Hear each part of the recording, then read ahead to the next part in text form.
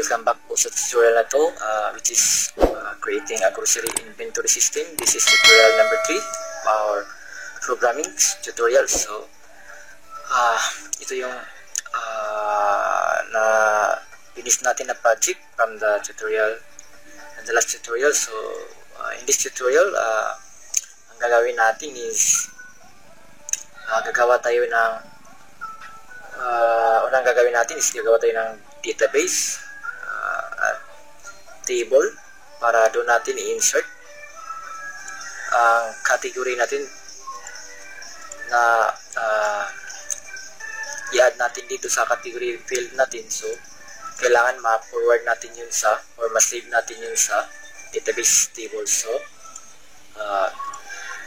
okay, so yun yung gagawin natin ngayon. So, make sure to watch my video. So, hanggang sa dulo kung nais nyo, hanggang sa matapos tong tutorial na to. So, okay, simulan na natin. So, open natin yung browser natin. So, gawa tayo ng database. Una natin gawin is database. So, create tayo ng database. Okay. Post system. So, kayo yung bahala kung anong ilagay nyo na pangalan sa database nyo. So, sa akin, ito yung pangalan ng database ko. So, click natin yun. Create. So, column will be 3. So, 3 column lang. So, para sa table natin, gawa tayo ng table. Category. So, ito yung table na pangalan natin. So, category. So, click go. Okay, so, tapos, lagay tayo ng ID, which is integer. Length will be 11. And click auto increment primary. Click go. Next will be the category. So, para dito na data. So, category. Type will be bar card 2055. At status. Type will be bar card 255. So, at tapos pwede natin click save. So, click save. So, tingnan natin kung ano yung tsura ng table natin. So, meron tayong ID para sa ID natin, tapos category at sa status. Ito yung database name natin. So, ang gagawin natin is when the user input dito sa text field natin, dapat pag-click natin ng add, pag-click natin na button na to, yung nakalagay dito sa text field ay masasave sa ating database table. So, dito na table sa database natin ng grocery system. So, yun yung gagawin natin. So, select lang natin yung source. Okay, so, double-click natin yung add button kasi dito tayo maglalagay ng method para pag-click ng user, automatic yun ma-forward sa database natin. So, unang gagawin natin is declare muna tayo dito ng attribute. So, sabihin natin private. Una is connection, which is an SQL connection. So, lagyan natin yung variable na form. So, sunod is prepared statement. So, prepared statement. Prepared query. Prepared statement.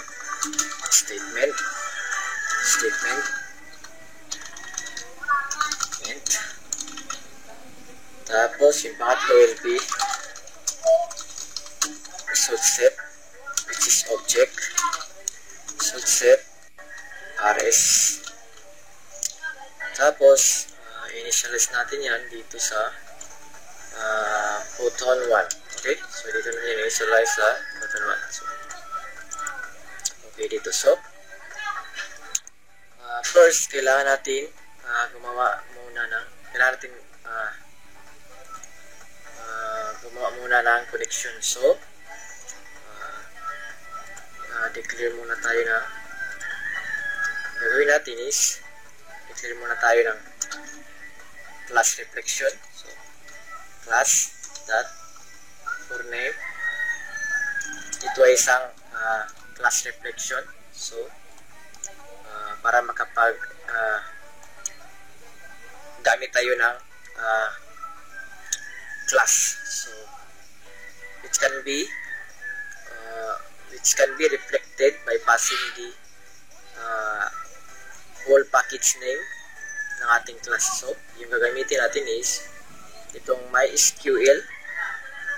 Ito yung updated na MySQL. So, com.mysql.cg.gdbc. So, ito yung pass natin na reference name. So, type natin dito com.mysql.cg.gdbc. So, kunin natin dito yung driver class. So, may driver class sila dito.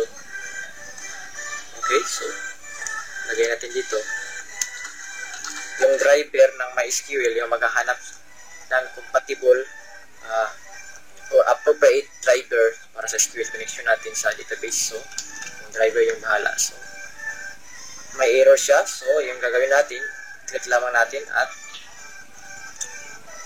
click natin yung surround state with try and catch. Okay? So, click natin yan at mawala yung error. So, tapos, gagawa tayo ng connection. So, ang gagawin natin dito is initialize natin yung connection natin. Tapos, assign natin yung driver manager natin para kunin yung connection. So, get connection with string URL, username, at saka password. So, password, dahil hindi ko naman nilagyan yung password, yung SQL ko. So, empty lang yung string. Tapos yung URL, ito yung address. So, specific address sa ating database. So, una, type natin GDBC, which is Java database connection. So, next will be MySQL, colon, tapos dalawang forward slash, type natin localhost, tapos forward slash, pangalan ng ating database. So, pangalan natin database will be grocery post system. So, lagay natin dito grocery post system. So, yan yung pangalan ng database natin. So, next will be root or user, at kailangan natin ito i-add natin yung catch close. So, ito, catch close. So, para wala yung error. So, tapos yan, na-connect tayo sa database natin. So, MySQL, pag-host, check natin kung talaga bang tama. So, tapos yan, once na mag-connect tayo sa database, pwede natin gamitin yung statement para yung statement object para makapag-compile ng mga SQL statements. So, gamitin natin yung statement natin. Initialize natin yung statement natin, which is dineclare natin dito. So, statement will be equal to all.prepared statement. So, statement will be statement natin will be insert. So, kasi pag-add natin click add, insert natin yung kung ano yung nakalagay dito sa category field. Tapos, iset natin yung as activate. Ito yung status dapat makita natin sa table natin. So, okay, so, yung gagawin natin dyan is, balik tayo sa source natin. Ang ilagay natin is insert, keyword, insert into, tapos, open close parenthesis, pangalan ng table, lagyan natin yung specific name sa table natin. So, table will be the category table. So, lagyan natin yan yung pangalan ng table. Tapos, sa loob ng table natin, mayroon tayong tatlong column. So, it is ID, category status.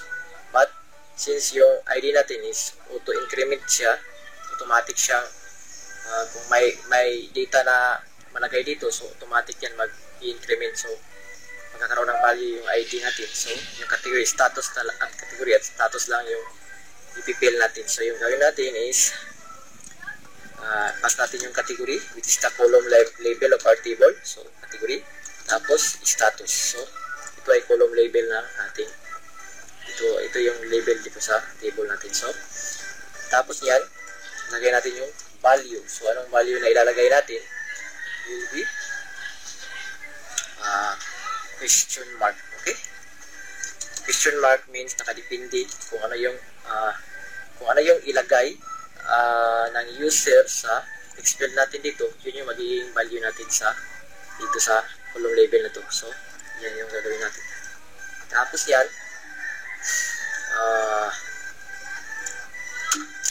declare tayo dito ng string.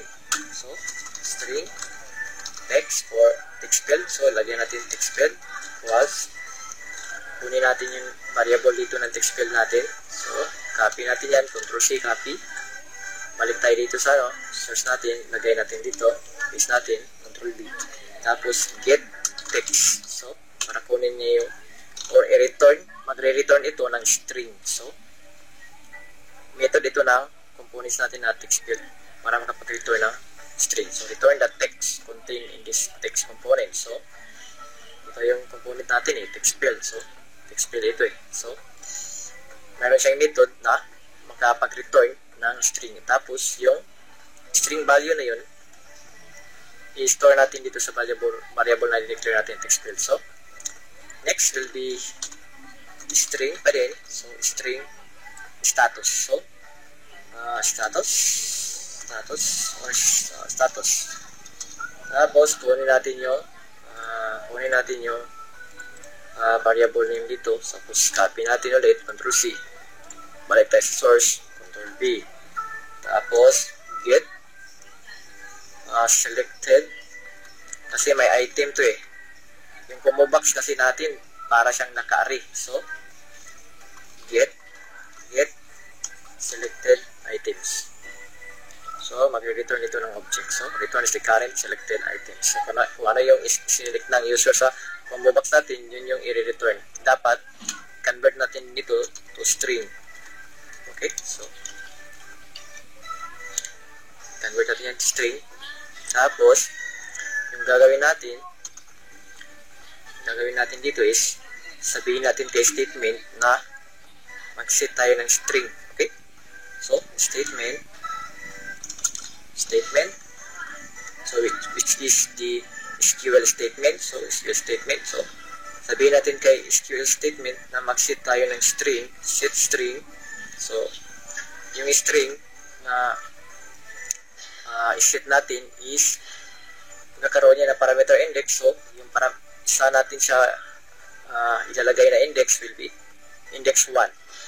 Kasi dito sa table natin, column label, ito ay index 0, 1, at saka 2. So, since dito natin siya ilalagay na column label, so, it will be index 1. So, lagyan natin dito, parameter index, pag-click natin yan, set string, so, which is the parameter is, yung parameter is parameter index. Tapos, okay, so kayo lang bahala magbasa. So, okay, so parameter index will be 1 kasi insert natin siya doon. Tapos, yung value naman ilagay natin will be kung ano yung string na nandito sa text field natin. So, yun yung ilagay natin dito. Okay, so, text field. So, itong variable na to, since nag-hold siya ng value kung anong i-return ito ni text field component. So, ito ay isang text field. So, component, which is ito. So, ikita nyo, ito yung na component. Tapos, dahil magre-return ito ng string, so, dito malagay yan. Kasi, nakadepende sa user kung ano ilagay niya dito na input yung text Tapos, i-assign natin dito sa variable field and this is string. So, we'll hold that value na i-return nito. Tapos, yung text field na to, i-pass natin dito sa statement natin. Tapos, yung statement natin, mag-set ng string. So, in relative to the value. So, sa response to the value, or corresponding value dito. Tapos, ilagay natin sa dito na column label. So, itong column label na to is sa table natin. So, sa category table natin. So, parameter will be 1, index 1. Since dito sa ano natin, table, index will be 1 for the category, 0 for the ID, 2 for the status. So, yun yung ilagay natin dun sa ano. So, ilagay natin, i-assign natin yan.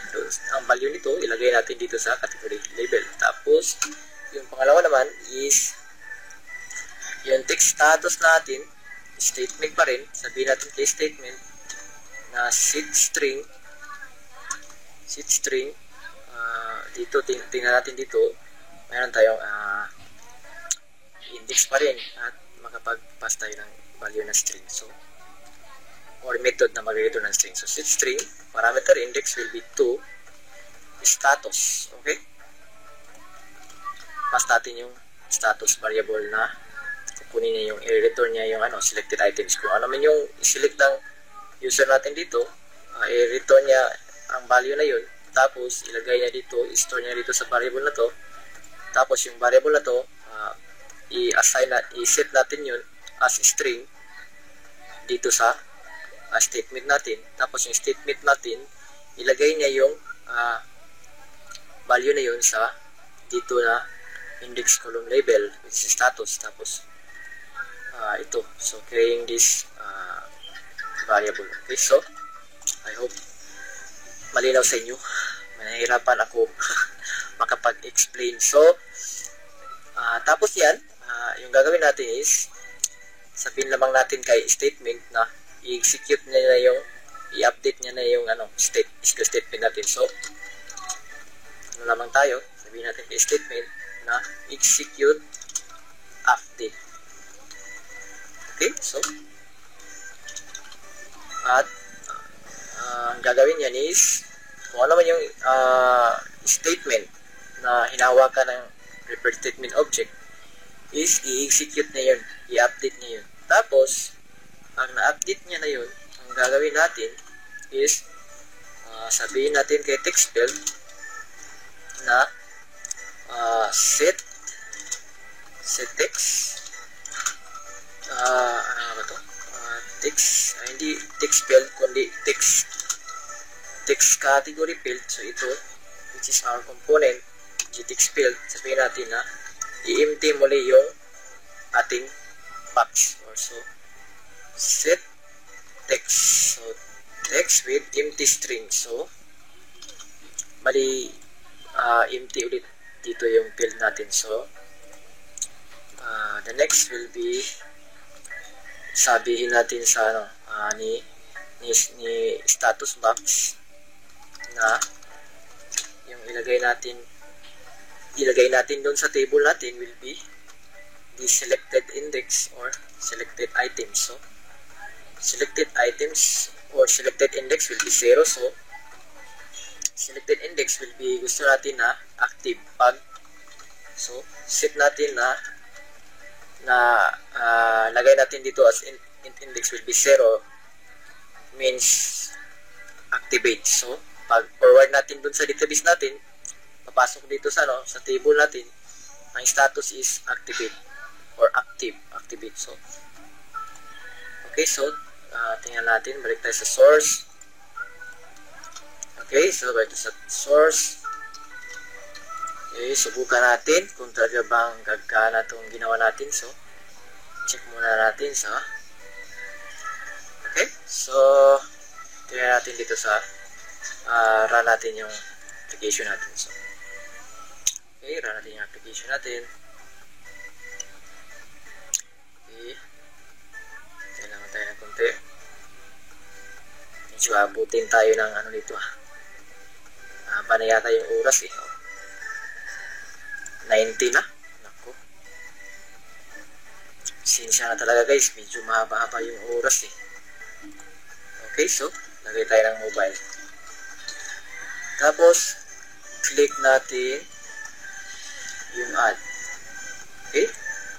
Walang error, tapos empty. Ibig sabihin, tingnan natin yung database natin. Refresh. Okay, so, na-add.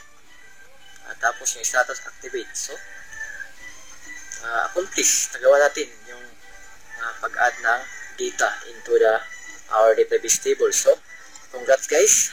I hope na may natutunan kayo, at kung hindi pa kayo nakapag-subscribe, paki-subscribe na lang, paki-like na lang, at kung mayroon kayong mga katanungan or mga conflicts, baka nalilito kayo sa explanation ko sa video, so just leave it in the comment section box. So, ilagay nyo lang doon sa comment section kung ano yung mga gusto nyong linawin sa tutorial to. So, bye for now guys. See you in the next tutorial. So,